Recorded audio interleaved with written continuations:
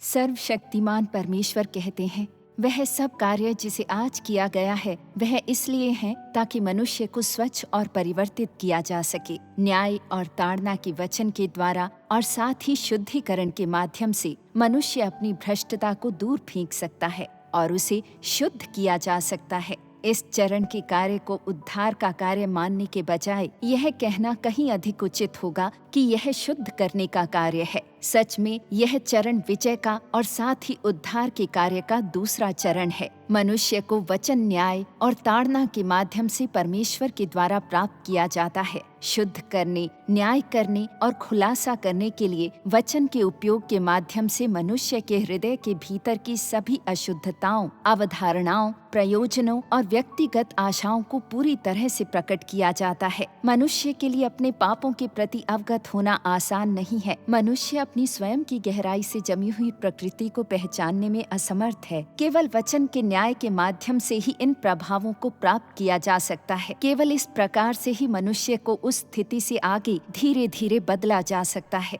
आमीन।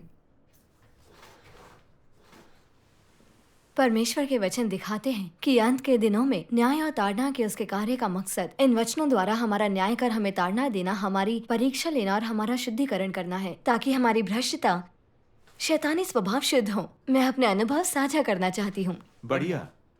मैं पहले भाई बहनों को परमेश्वर के गुणगान में मंच पर कलाकारी करते देखकर बड़ी ईर्ष्या किया करती थी। मैं उस दिन का सपना देखती थी जब मैं परमेश्वर की गवाही देने मंच पर जा सकूंगी। मैं सोचती ये कितना बड़ा सम्मान होगा। वो दिन मेरी कल्पना से पहले ही आ गया। मई 2018 में मैं राजगान नामक एक संवेद भजन के कार्यक्रम में रिहर्सल में शामिल हो गई। मैंने कभी भी गायन और नृत्य नहीं सीखा था, इसलिए पहले मेरे लिए अभ्यास बहुत मुश्किल था। गाते समय मैं बहुत घबराई हुई थी। मेरे चेहरे पर कोई भाव नहीं थे और मैं ताल पर नाच भी नहीं पा रही थी। फिर भी मैंने हिम्मत नहीं हारी। मैं सोचती कि राज्यगान पूरी मानवता के लिए परमेश्वर के आगमन की गवाही है और इससे इतनी प्रेरणा मिलती कि मैं निरंतर प्रार्थना करती रहती। मैंने अपनी सारी शक्ति नाचने गाने में लगाने की ठान ली। आमीन। परमेश्वर ने मेरा मार्गदर्शन किया और कुछ माह बाद मुझे ये सब अधिक सहज लगने लगा। मैं अभ्यास में भाई बहनों की अगुवाई भी करने लगी। मैं इतनी प्रसन्न थी कि मेरे हाव भाव और मेरी लय ताल अब वाकई अच्छे हो गए हैं। कार्यक्रम के फिल्मांकन में अवश्य मुझे बिल्कुल आगे रखा जाएगा और जब घर के भाई बहन मुझे उसमें देखेंगे तो वो बहुत उत्साहित होंगे और बहुत खुश होंगे। मैं शर्त लगाती हूँ उन्हें ईर्ष्या भी होगी और वो मेरी इज्जत करेंगे। ये सोचकर मुझे अच्छा लगता और अपना कर्तव्य निभाने के लिए मुझे असीम ऊर्जा मिलती। रिहर्सल करते वक्त मैं पसीने से तर हो जाती, दर्द भी होता, फिर भी आराम नहीं करती थी। मुझे डर था कि धीमे पड़ने पर मुझे आगे नहीं रखा जाएगा और तब मुझे अपना हुनर दिखाने का मौका ना मिले। मुझे पता था कितना भी मुश्किल क्यों ना हो, पूरा जोर लगाना ही होगा। फिल्मांकन का समय करीब आने पर निर्देशक ने मंच पर हम लोगों के स्थान तय कर दिए। उत्साहित होकर मैंने कलाकारों की सूची में अपना नाम ढूंढा और मैंने देखा कि मैं 7वीं कतार में हूँ। मुझे विश्वास नहीं हुआ। मुझे इतना पीछे क्यों रखा गया? क्या निर्देशक ने कोई गलती कर दी? मेरे हाव भाव और लय ताल तो बिल्कुल सही थे। मैं अभ्यास में सबकी मदद भी कर रही थी। मुझे सच में लगा था कि मैं पहले कुछ पंक्तियों में रहूंगी। मैं पीछे कैसे हो सकती हूँ? अगर मैं पर्दे पर दिखाई नहीं पड़ी, अगर मुझे कोई शॉट नहीं मिले तो दूसरे मुझे देखेंगे ही नहीं। इस ख्याल ने मेरी सारी खुशी छीन ली थी। इसके बाद के रिहर्सलों में ना मैं आनंद से गा सकी और ना ही उत्साह से नृत्य कर सकी। मैं हमेशा उदास रहती थी। खास तौर पर जब मैंने देखा कुछ बहनों के हाव भाव और लय ताल खास नहीं थे, मगर वो पहली 3 पंक्तियों में थी। मैं बिल्कुल नहीं समझ पा रही थी वो मुझसे बेहतर कैसे है। उन लोगों को आगे क्यों रखा गया जबकि मैं पीछे फंसी हुई हूँ। मैं ईर्ष्या से भर उठी और इसे स्वीकार नहीं कर पाई। मैंने ये भी देखा कि कुछ भाई बहन जो अभ्यास में मुझसे बेहतर थे, उन्हें और भी पीछे डाल दिया गया था। मगर रिहर्सलों के दौरान वे बड़े आराम से थे, जैसे इसका उन पर कोई असर ही ना पड़ा हो। मैं उलझन में थी। पहले भी वे आज्ञाकारी थे और सक्रियता से अपना कर्तव्य निभा रहे थे, तो ये मेरे लिए मुश्किल क्यों था? मैं क्यों समर्पण नहीं कर पा रही? क्या मैं वाकई ना समझ हो रही थी? उस पल मुझे कुछ अफसोस महसूस हुआ, मगर तब भी मैंने आत्मचिंतन नहीं किया। अब भी मैं मंच की पंक्तियों में अपने स्थान को लेकर परेशान थी। कुछ दिन बाद निर्देशक ने पंक्तियों में कुछ बदलाव किए। मेरे अंदर खुशी की लहर उठी और मैंने सोचा कि शायद मुझे आगे की तरफ लाया जाएगा, लेकिन जब मैंने देखा तो मुझे रोना ही आ गया। क्या हुआ? मुझे बिल्कुल आखिरी पंक्ति में डाल दिया गया था और एकदम छोर पर, जहां मुझे कैमरा शायद ही देख पाता। इससे भी ज्यादा अविश्वसनीय ये था कि बहुत समय से रिहर्सल ना करने वाली कुछ बहनों को मुझसे आगे कर दिया गया। मैं काफी बेचैन थी और अपना संतुलन खो बैठी। मैंने अपने हाव भाव और लय ताल के अभ्यास में इतनी मेहनत की थी ताकि मैं फिल्म में आ सकूं, तो मुझे एक अनजान कोने में क्यों धकेल दिया गया, जहां मुझे अपना चेहरा दिखाने का जरा सा भी मौका नहीं है। मैं बस एक प्रॉप बनकर रह जाऊंगी। अब कार्यक्रम में रहने का भी क्या अर्थ रह गया है? अगर मुझे पहले पता होता तो मैं रिहर्सलों में इतनी मेहनत ही नहीं करती। मुझे लगा मैं टूट रही हूँ। मैं सच्चाई को स्वीकार ही नहीं कर पाई। अगले कुछ दिनों के अभ्यास में मेरी एड़ी में मोच आ गई। मैंने सोचा एड़ी में मोच के कारण अब मैं आराम कर सकूंगी और हर दिन भागने की जरूरत भी नहीं। मैं पीछे हूँ जहाँ वैसे भी मुझे कोई नहीं देख सकेगा, भला इतनी मेहनत क्यों करूं?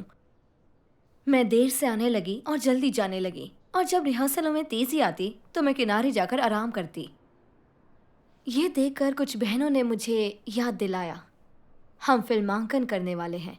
अगर इन दिनों आप अभ्यास नहीं करेंगी तो बाकी सबके साथ तालमेल नहीं रख पाएंगी।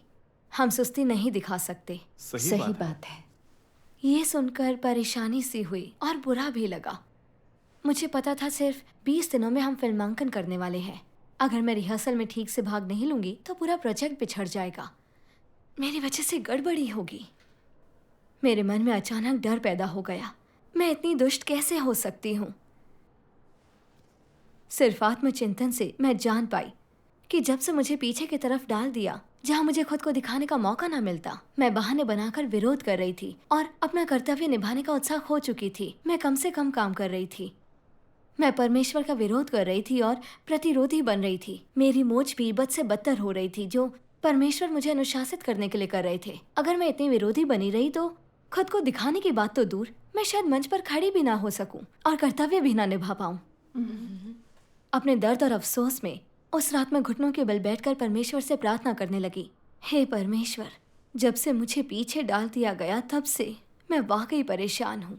मैं समर्पण नहीं कर पाई हूँ, शिकायतों से भरी हूँ। काम के वक्त आराम कर अपना कर्तव्य बुरे ढंग से निभा रही हूँ। मैं जानती हूँ मैं कितनी विद्रोही हूँ। मैंने तुम्हें निराश किया है। हे परमेश्वर, मुझे इस अवस्था से बाहर निकालो। तब मैंने परमेश्वर के ये वचन पढ़े, जैसे ही पद, प्रतिष्ठा या रुतबे की बात आती है, हर किसी का दिल प्रत्याशा में उछलने लगता है। तुम में से हर कोई मशहूर होना और अपनी पहचान बनाना चाहता है। हर कोई झुकने को अनिच्छुक रहता है। विरोध करना शर्मनाक है और परमेश्वर के घर में इसकी अनुमति नहीं है। हालांकि वाद विवाद के बिना तुम अभी संतुष्ट नहीं होते हो। जब तुम दूसरों को विशिष्ट देखते हो तो तुम्हें ईर्ष्या और नफरत महसूस होती है, जो अनुचित है। मैं दूसरों से विशिष्ट क्यों नहीं हो सकता? हमेशा वही व्यक्ति दूसरों से अलग क्यों दिखता है और मेरी बारी कभी क्यों नहीं आती? फिर तुम्हें नाराजगी महसूस होती है। तुम इसे दबाने की कोशिश करते हो लेकिन नहीं दबा पाते। तुम परमेश्वर से प्रार्थना करते हो, तब बेहतर महसूस करते हो, पर फिर इसी तरह के मामले से सामना होने पर तुम जीत नहीं पाते हो। क्या यह एक अपरिपक्व कद नहीं दिखाता है? क्या किसी व्यक्ति का इस तरह की स्थिति में गिर जाना एक फंदा नहीं है? ये शैतान की भ्रष्ट प्रकृति के बंधन है जो इंसानों को बांध देते हैं। यदि किसी व्यक्ति ने इन भ्रष्ट स्वभावों को त्याग दिया है तो क्या वह स्वतंत्र और मुक्त नहीं है? इस पर गौर करें। यदि कोई व्यक्ति इन स्थितियों में फंसने से बचना चाहता है, स्वयं को इनसे बाहर निकालना चाहता है और इन चीजों की दिक्कत और इनके बंधनों से मुक्त होना चाहता है, तो उसे कैसे परिवर्तन करनी चाहिए? उसे वास्तव में मुक्त होने में सक्षम होने से पहले क्या प्राप्त करना चाहिए? एक तरफ तो उसे चीजों को अच्छी तरह समझ लेना चाहिए। यश, संपत्ति और पद तो केवल वे साधन और पद्धतियां हैं जिन्हें शैतान लोगों को भ्रष्ट करने और नुकसान पहुंचाने के लिए इस्तेमाल करता है। सैद्धांतिक रूप से तुम्हें इसकी स्पष्ट समझ होनी चाहिए। इतना ही नहीं, तुम्हें इन चीजों को छोड़ना और अलग रखना सीखना चाहिए।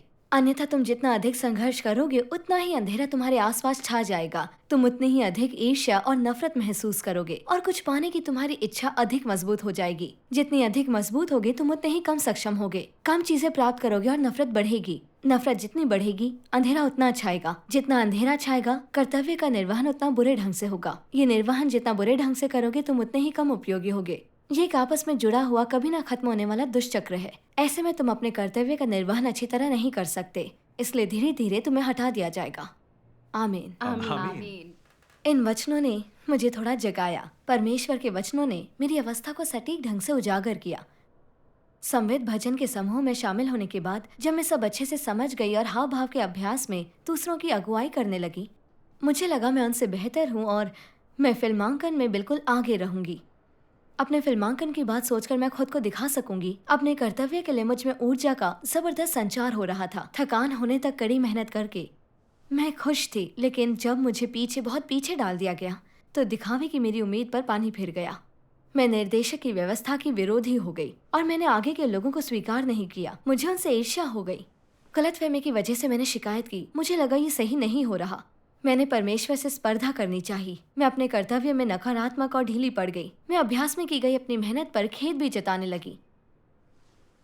जब मैंने अपने व्यवहार पर आत्मचिंतन किया तब मैंने जाना कि मैं परमेश्वर की गवाही देने के लिए अपना कर्तव्य नहीं निभा रही थी। इसके बजाय मैं सबके बीच चमकने का एक मौका चाह रही थी ताकि दूसरे लोग मेरी इज्जत करें।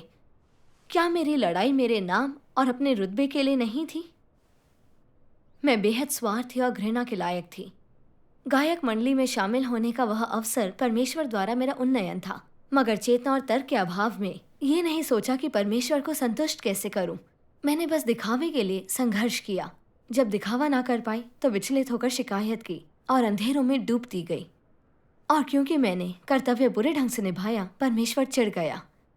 क्या मैं शैतान के माया जाल में नहीं फंस गई थी? मैंने मंच पर आने का मौका ना पाने वाले भाई बहनों के बारे में सोचा जो कड़ी मेहनत करते थे और जो जमीन से जुड़े रहकर अपने कर्तव्य को नहीं छोड़ते थे। उनके मुकाबले मैं कुछ नहीं थी। मुझे लगा मैं अच्छे और बुरे का फर्क नहीं जानती और मैं परमेश्वर की बहुत बड़ी ऋणी हूँ। मैं नहीं चाहती थी इतनी विद्रोही बनी रहूं। मुझे पश्चाताप करना था। आमीन। परमेश्वर का धन्यवाद। उसके बाद मैंने परमेश्वर के ये वचन पढ़े। तुम्हें इन चीजों को छोड़ देने का तरीका सीखना चाहिए। तुम्हें दूसरों की अनुशंसा करना और उन्हें विशिष्ट बनने देना सीखना चाहिए। दूसरों से अलग दिखने का मौका मिलते ही उसका फायदा उठाने के लिए दौड़ मत पड़ो। पीछे रहने का कौशल सीखो और कर्तव्य के निर्वहन में देरी मत करो। काम करो पर अपने कर्तव्य का निर्वहन करते हुए दिखावा मत करो।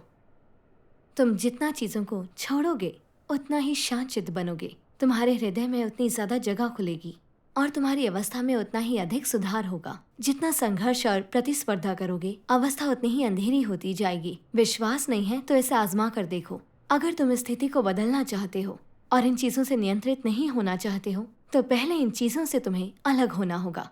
आमीन। परमेश्वर के वचनों ने मुझे अभ्यास का मार्ग दिखाया। जब भी मैं दिखावा करने की सोचती मुझे परमेश्वर से प्रार्थना करनी होती और अपनी कामनाओं को छोड़ना होता और ये ज्यादा सोचना होता कि अपने कर्तव्य को कैसे निभाना है, लय ताल को कैसे सही रखना है और गानों को सुंदर कैसे बनाना है। परमेश्वर का धन्यवाद। मैं समझ गई राज्य गान में भाग लेने का जो मौका मुझे मिला वह मेरा एक सृजित प्राणी का कर्तव्य निभाने के लिए है। फिर मैं आगे रहूं या पीछे, लोग कर्तव्य निष्ठ हैं या नहीं इसका फैसला परमेश्वर पंक्तियों के आधार पर नहीं करता, बल्कि उनकी ईमानदारी पर और इस पर कि वो सत्य का अभ्यास कर परमेश्वर को समर्पण करते हैं या नहीं। आमीन। परमेश्वर का धन्यवाद। परमेश्वर की इच्छा को समझने के बाद मुझे बहुत सुकून मिला। मैंने ये प्रार्थना की, हे परमेश्वर, मैं तुमसे विद्रोह नहीं करना चाहती। मेरा स्थान चाहे जहाँ हो, भले ही वो बिल्कुल अंत में क्यों ना हो जहाँ मुझे कोई नहीं देख सके, पर मैं अपना कर्तव्य ठीक ढंग से निभाना चाहती हूँ। परमेश्वर का धन्यवाद। आमीन। इसके बाद के रिहर्सलों में मैं हमेशा अंतिम 2 पंक्तियों में रही। कभी कभी मुझे ये ज़रूर लगा कि इस तरह मैं किसी शॉट में कभी नहीं आऊँगी, कभी भी कोई मेरी तारीफ नहीं करेगा और तब मुझे थोड़ी निराशा होती। तब मैं परमेश्वर से प्रार्थना करती और अपने हृदय को शांत करने को कहती और विचार करती कि अपने गाए हर बोल में परमेश्वर की अपेक्षा को कैसे अभिव्यक्त करूं और नृत्य कला के अनुसार स्फूर्ति के साथ कैसे नृत्य करूं। जब मैंने इन बातों में अपना दिल लगाना शुरू किया तो मैंने खुद को परमेश्वर के करीब पाया और मैंने परवाह नहीं की मुझे कहाँ रखा गया है। परमेश्वर का धन्यवाद। अविश्वसनीय रूप से जैसे जैसे हम फिल्मांकन के करीब आ रहे थे, मुझे आगे की ओर लाया जा रहा था और मुझे फिल्म में कुछ छोटे दृश्य भी दिए गए। दृश्यों की शूटिंग के उन कई दिनों के दौरान मैंने आभार की अपनी भावनाओं को बनाए रखा। प्रत्येक टेक के बाद उसमें लगन से काम करने पर ध्यान दिया ताकि मुझे अपने कर्तव्य को लेकर कोई खेद ना हो। आमीन। अंतिम टेक के लिए मुझे पहली पंक्ति में कैमरे के बहुत पास रखा गया। मुझे ज़रा भी यकीन नहीं हुआ। मुझे लगा यह बहुत बड़ा सम्मान है। मैंने बारंबार परमेश्वर को धन्यवाद दिया और अच्छा काम करने का दृढ़ निश्चय किया। जब मैं खुशी खुशी प्रथम पंक्ति तक चलकर जा रही थी, तमाम रोशनियां मुझ पर चमक रही थी और कैमरे मेरी ओर थे। एक बहन मेरे वस्त्र ठीक करने, मेरे मेकअप को निखारने और बाल संवारने दौड़ी। मुझे अचानक महसूस हुआ कि मैं सबके ध्यान का केंद्र हूँ। हर कोई मुझे देख रहा है और मैं अपने उत्साह को दबा नहीं पाई। मैंने सपने में भी नहीं सोचा था कि मैं पहली पंक्ति में रहूंगी। मैंने सोचा अगर शॉट अच्छा रहा तो बहुत से लोग मुझे देखेंगे और वाकई मेरा बड़ा नाम होगा। यह ख्याल मुझ में घर कर रहा था। इस अनुभूति का वर्णन नहीं किया जा सकता था। यह विचार आते ही अचानक मैंने जान लिया कि मैं सही अवस्था में नहीं हूँ और फिर से दिखावा करना चाह रही हूँ। मैंने परमेश्वर से प्रार्थना करने में ज़रा भी समय नहीं गंवाया, मगर मैं अभी भी अपनी गलत सोच को दबा नहीं पा रही थी और शांत नहीं हो पा रही थी। हमने 2-3 टेक लिए लेकिन मैं उसमें रम नहीं पा रही थी। तब निर्देशक ने हमें सही मनोदशा में आने के लिए टोका। मुझे चिंता होने लगी कि मेरे हाव भाव ठीक ना होने की वजह से निर्देशक फिर मुझे पीछे भेज देंगे और मैं दिखावा करने का मौका खो दूंगी। लेकिन मैंने महसूस किया कि मुझे हमेशा खुद के हित के बारे में नहीं सोचना चाहिए। मुझे अपनी मनोदशा को ठीक करने के बारे में सोचना होगा ताकि अपना कर्तव्य ठीक ढंग से निभा सकूं। मेरे अंदर अपना कर्तव्य ठीक ढंग से निभाने और दिखावा करने का मौका खो देने की चिंता के बीच संघर्ष चल रहा था। इससे मैं बुरी तरह घबरा गई थी। हमने लगातार 5 टेक लिए पर मैं अभी उसमें रम नहीं पाई। मैं वाकई भावहीन लग रही थी। मैंने दूसरी बहनों को उत्साह से शूट के बाद की सीख के बारे में चर्चा करते हुए देखा। कुछ तो बहुत भावुक होकर रो रही थी, लेकिन मैं अपना हौसला नहीं बढ़ा पा रही थी। मैं बहुत हताश होकर तेजी से बाहर की ओर चली गई। लौटते हुए मैं फिल्मांकन में इतना बुरा काम करने के लिए बहुत दोषी महसूस कर रही थी। बाकी सब ने परमेश्वर को अपने ईमानदार दिल के साथ मासूम मुस्कान दी थी, मगर मुझ पर तो दिखावा करने का जुनून सवार था। मेरी कलाकारी परमेश्वर की गवाही के लिए बिल्कुल भी काफ़ी नहीं थी। परमेश्वर मेरे कर्तव्य की स्वीकृति दे ही नहीं सकते थे। उस पल मैंने वाकई जी भर के रोना चाहा। मैंने परमेश्वर से कहा, हे परमेश्वर, मुझे इस अंतिम शूट पर खेद है और अब मैं वाकई दिखावा नहीं करना चाहती और मंच पर पीछे कोने में रहना चाहती हूँ जहाँ कोई भी इंसान, यहाँ तक कि कैमरा भी मुझे देख ना सके। अगर मेरे पास तुम्हारी सच्ची स्तुति के लिए एक सरल ईमानदार दिल होगा तो मैं सुखी और शांत महसूस करूँगी और दोबारा कभी दोषी महसूस नहीं करूँगी। लेकिन अब बहुत देर हो चुकी है और अब मैं अपना संकल्प पूरा नहीं कर पाऊँगी। इस बारे में मैंने जितना सोचा उतना ही अधिक परेशान हो गई। अपना कर्तव्य निभाने को लेकर बेहद खेद में डूब गई। मैंने अपने दिल को शांत कर चिंतन शुरू किया। दिखावा करने और सबसे अलग दिखने की मेरी आकांक्षा इतनी प्रबल क्यों थी कि देह सुख का त्याग कर सत्य का अभ्यास करना इतना कठिन हो गया। मैंने परमेश्वर के वचनों में से ये अंश पढ़ा, तुम क्या पसंद करते हो, तुम किस पर ध्यान केंद्रित करते हो, तुम किसकी आराधना करते हो, तुम किसकी ईर्ष्या करते हो और रोज तुम अपने दिल में क्या सोचते हो, ये सब तुम्हारी अपनी प्रकृति का प्रतिनिधित्व करती है। यह इसे साबित करने के लिए पर्याप्त है कि तुम्हारी प्रकृति अधार्मिकता की शौकीन है और गंभीर परिस्थितियों में तुम्हारी प्रकृति बुरी और असाध्य है। तुम्हें इस तरह अपनी प्रकृति का विश्लेषण करना चाहिए, अर्थात यह जांचो कि तुम क्या पसंद करते हो और तुम अपने जीवन में क्या त्यागते हो।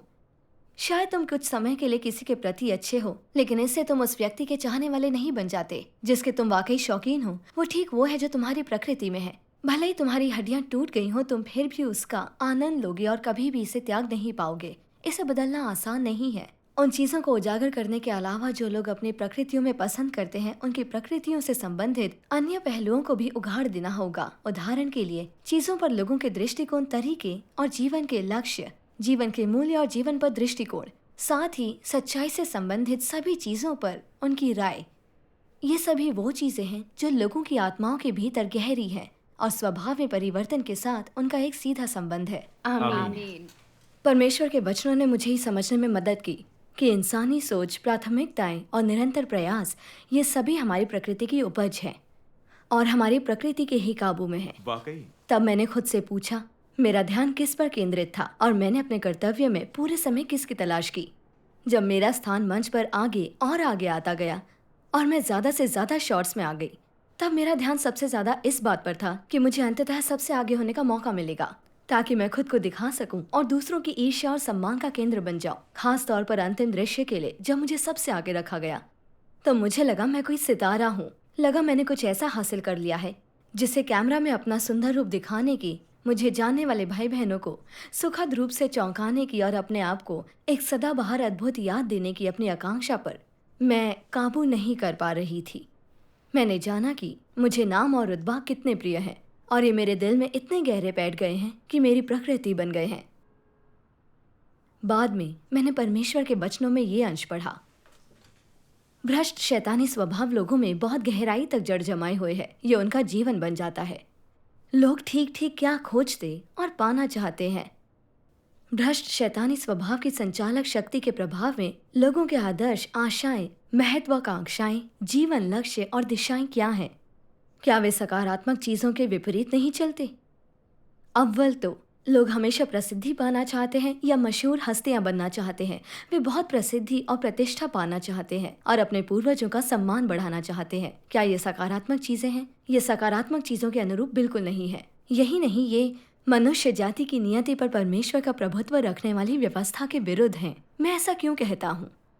परमेश्वर किस प्रकार का व्यक्ति चाहता है? क्या वह ऐसा व्यक्ति चाहता है जो महान हो, मशहूर हो, अभिजात हो या संसार को हिला देने वाला हो? नहीं। तो फिर परमेश्वर को किस प्रकार का व्यक्ति चाहिए? उसे ऐसा व्यक्ति चाहिए जिसके पैर दृढ़ता से जमीन पर रखे हों, जो परमेश्वर का एक योग्य प्राणी बनना चाहता हो, जो एक प्राणी का कर्तव्य निभा सकता हो और जो इंसान बना रह सकता हो। तुम हमेशा महानता, कुलीनता और प्रतिष्ठा ढूंढ रहे हो। तुम हमेशा उन्नयन खोजते हो। इसे देखकर परमेश्वर को कैसा लगता है?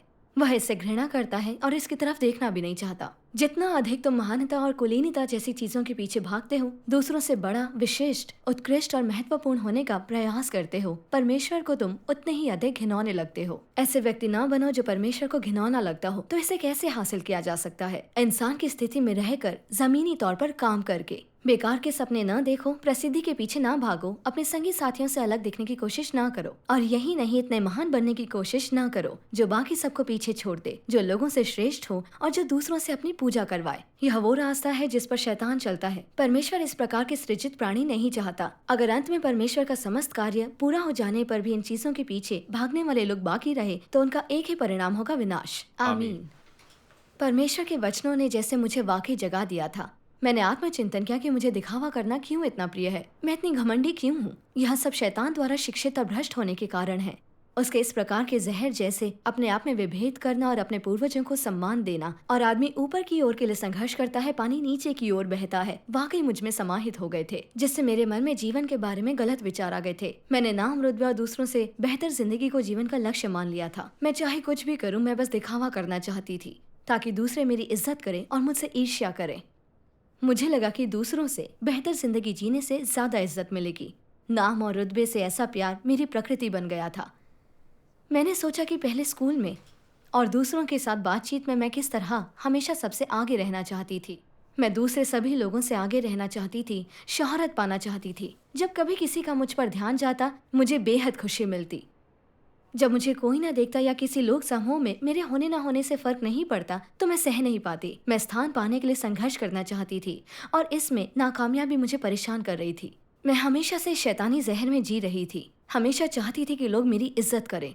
ये चीजें मुझे बांधने वाली बेड़ियों जैसी थी, मेरी सोच पर काबू किए हुए थी, जिसमें परमेश्वर की गवाही वाली फिल्म में होने को मैं खुद के दिखावे के निजी मंच के रूप में देख रही थी। मैं अपने कर्तव्य को खुद की आकांक्षाओं को संतुष्ट करने का साधन मान रही थी। मेरे दिल में सबसे आगे कैसे रहूं, कैसे चमकूं की सोच के अलावा कुछ नहीं था। मैंने विचार ही नहीं किया कि अपने कर्तव्य को कैसे निभाऊं या परमेश्वर को कैसे संतुष्ट करूं। मैंने जाना कि अपने शैतानी जहर से निजात पाए बिना परमेश्वर को संतुष्ट करना नामुमकिन था, बल्कि अंततः मैं परमेश्वर द्वारा निकाल दी जाऊंगी क्योंकि मैंने उसका विरोध किया। बाद में मैंने परमेश्वर के वचनों का यह अंश पढ़ा। परमेश्वर इंसान से यह अपेक्षा नहीं करता कि वो एक निश्चित संख्या में काम पूरे करे या बड़े काम करे या वे कोई महान उपक्रम संपन्न करे। ना ही वह उनसे किन्हीं महान उपक्रमों का प्रवर्तन करवाना चाहता है। परमेश्वर बस इतना चाहता है कि लोग जमीनी तरीके से वह सब करें जो वे कर सकते हैं और उसके वचनों के अनुसार जिएं। परमेश्वर यह नहीं चाहता कि तुम कोई महान या माननीय बनो, ना ही वो चाहता है कि तुम कोई चमत्कार करो, ना ही वह तुम में कोई सुखद आश्चर्य देखना चाहता है। उससे ऐसी चीजें नहीं चाहिए। परमेश्वर बस इतना चाहता है कि तुम उसके वचनों को सुनो और सुन लेने के बाद उन्हें दिल में बसा लो और जमीनी तौर पर अभ्यास करते समय उनका पालन करो, ताकि परमेश्वर के वचन तुम्हारी जीवन शैली और तुम्हारा जीवन बन जाए। इस तरह परमेश्वर संतुष्ट होगा। आमीन। आमीन। मैंने जान लिया कि परमेश्वर की इच्छा यह है कि हम सत्य का अनुसरण करें और पूरी तरह ईमानदार रहें, उसके शासन और व्यवस्थाओं के अधीन रहें और अपने कर्तव्यों को पूरे दिल से निभाएं। इन लक्ष्यों के लिए काम करने पर उसे संतोष मिलेगा। मैंने पहले कभी भी परमेश्वर की इच्छा को नहीं समझा, बस दिल से नाम और रुतबा पाने की कोशिश करती रही। नतीजा ये हुआ कि मैंने कर्तव्य ठीक से नहीं निभाया, जिससे परमेश्वर को निराशा हुई। मैं बहुत भ्रष्ट थी, फिर भी उसने मुझे छोड़ा नहीं। उसने बार बार मंच पर मेरे स्थान को आगे पीछे कर अनुसरण के मेरे गलत नजरिए को उजागर किया, ताकि मैं अपने भ्रष्ट शैतानी स्वभाव को जान सकूं और अपना तौर तरीका बदल सकूं। परमेश्वर के प्रेम ने मुझे वाकई प्रेरित किया। मैंने उससे यह प्रार्थना की, हे परमेश्वर, मैं सबसे आगे रहने या इज्जत पाने की कोशिश नहीं करना चाहती। ऐसे प्रयास मुझे सिर्फ दुख देते हैं और अपने कर्तव्य से तुम्हें संतुष्ट नहीं करने देते, जिससे मैं बड़ी अपराधी महसूस करती हूँ। अब से मैं तुम्हारे वचनों के अनुसार ही अभ्यास करना चाहती हूँ। मुझे कोई भी स्थान मिले, मैं खुद को दिखा पाऊँ या नहीं, मुझे बस इतना चाहिए कि मैं समर्पण वाले सच्चे दिल से तुम्हारा स्तुति गान करूँ, अपना कर्तव्य निभाकर तुम्हें संतुष्ट करूँ। आमीन। इसके बाद कि हमारे रीटेक में कभी मुझे पीछे खिसका दिया गया और कभी आगे, कभी कभार रिहर्सल में मेरी ज़रूरत पड़ी और फिल्मांकन में नहीं, मैं भावनात्मक रूप से ज़रूर प्रभावित हुई। मगर परमेश्वर से प्रार्थना करके और अपनी मनोदशा को सही करने के लिए उसके वचन पढ़कर मैं अपनी आकांक्षा को छोड़ पाई। कभी कभी मैंने देखा कि कुछ बहनें उनका स्थान बदलने से दुखी थीं और वे अपना कर्तव्य निभा नहीं पा रही थीं। उस पल मैं उनकी मदद के लिए परमेश्वर के कुछ प्रासंगिक वचनों को ध्यान में लाकर उनको अपने अनुभव से जोड़ पाई। इस तरह अपना कर्तव्य निभाने से मुझे सुकून मिला और यह बहुत सार्थक था। वाकई निर्देशक ने मुझे दोबारा आगे की पंक्ति में स्थान दिया, मगर मैं पहले की तरह दिखावा नहीं कर रही थी। मैंने बस ऐसा महसूस किया कि मुझ पर कैमरे का होना एक जिम्मेदारी और एक गवाही है। मैंने अच्छा गाने और सही ढंग से अपना कर्तव्य निभाने पर ध्यान दिया। आमीन। मुझे याद है, एक दृश्य में मैं बिल्कुल पीछे थी। हमने परमेश्वर के वचनों में से यह गाया था, परमेश्वर का जश्न मनाने के लिए अपनी विजयी पताका उठाओ, परमेश्वर का पवित्र नाम फैलाने जीत का अपना विजय गीत गाओ। मैंने सोचा कि मुझे शैतान ने कितनी गहराई तक भ्रष्ट कर डाला है। नाम और रुतबे की खोज में मैंने परमेश्वर को संतुष्ट करने के लिए अपना कर्तव्य ठीक से नहीं निभाया। मैंने उसे वाकई बहुत तकलीफ दी है। उस दिन लगा परमेश्वर का गुणगान करना चाहिए, मेरा आराधना गीत उसे पेश करना चाहिए, ताकि शैतान शर्मिंदा हो और परास्त हो जाए। वाकई। जब मैं मंच पर ऐसे मनोभाव के साथ परमेश्वर की स्तुति कर रही थी, तब मुझे ऐसी शांति और आनंद का अनुभव हुआ जैसा पहले कभी नहीं हुआ। मैंने गर्व और न्याय की भावना का अनुभव भी किया। जल्द ही बड़े पैमाने पर आयोजित संवेद भजन कार्यक्रम राज्यगान ऑनलाइन हो गया। हम सभी भाई बहनों ने उत्साह से यह वीडियो देखा। ऑलिव पर्वत के सामने परमेश्वर के चुने हुए इतने सारे लोगों को गर्व से गाते देखकर समूह परमेश्वर का जय जयकार करते हैं, समूह परमेश्वर की स्तुति करते हैं। मैं वाकई हिल गई और इतनी भावुक हो गई कि आभार के आंसू बहाए बिना रह ही नहीं सकी। परमेश्वर का धन्यवाद। पहले जो कुछ हुआ था उसके बारे में सोचकर अपने स्थान से बेहद विचलित होकर कर्तव्य में दिल न लगा पाने से लेकर अंततः मेरा स्थान आगे हो या पीछे इसकी परवाह किए बिना, नाम और रुतबे से बिल्कुल भी प्रभावित हुए बिना, एक सृजित प्राणी का स्थान लेकर उन्मुक्त होकर गाने और परमेश्वर की गवाही देने तक, ये सब मुझ में परमेश्वर के कार्य का ही फल था। परमेश्वर का धन्यवाद।